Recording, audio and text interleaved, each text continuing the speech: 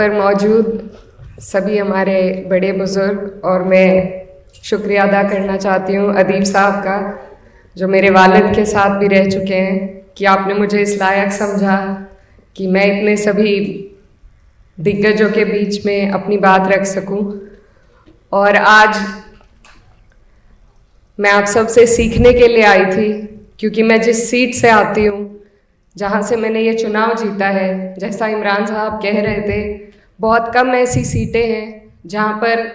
हम सिर्फ अपनी कौम के बलबूते पर जीत सकते हैं। तो मेरी खुशनसीबी है कि मैं एक ऐसी सीट से आई हूँ जहाँ सिर्फ 30% होने के बावजूद तमाम जितने भी हमारे वहाँ के सेक्युलर माइंड के लोग थे, जो सेक्युलरिज्म को पसंद करते हैं और बढ़ाना चाहते हैं, ऐसे लोगों ने मुझे वहाँ से अपना नुमाइंदा चुनकर भेजा। तो यही मेरे लिए सबसे बड़ी जीत है। और मैं यही कहना चाहती हूँ कि आने वाले वक्त में मैं जिस उम्मीद के साथ आई थी, यही लेकर अपने दिल में आई थी कि मैं न सिर्फ किसी एक की, बल्कि जो हमारे मुल्क की खूबसूरती है और यहाँ पर जितने भी मज़हब, जितनी भी जातियाँ मौजूद हैं, खासकर मेरी कंस्टिट्यूएंसी की, तो मैं उन सब की आवाज़ ईमानदारी से उठा सकूं। लेकिन यहाँ पर आने का जो मेरा मकसद था, वो सिर्फ यही था कि आप लोगों के बीच में बैठकर ये जान सकें कि किस तरीके से हमें अपनी कौम के लिए भी काम करना है, किस संजीदगी के साथ हमें अपनी कौम के मुद्दे उठाने हैं। क्योंकि सबसे अहम बात यह है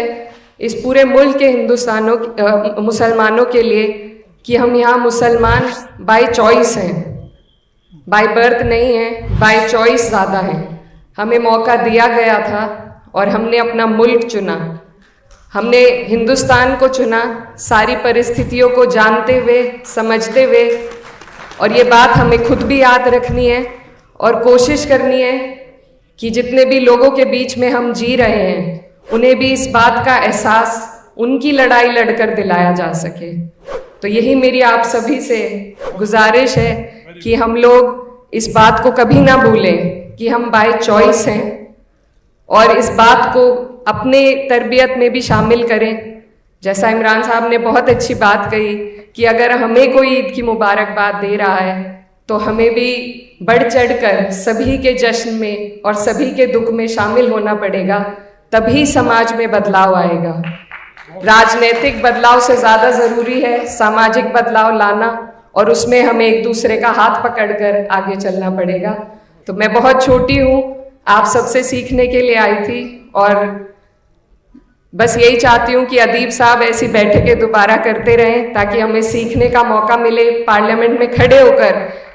इंसाफ के साथ हम सभी की आवाज़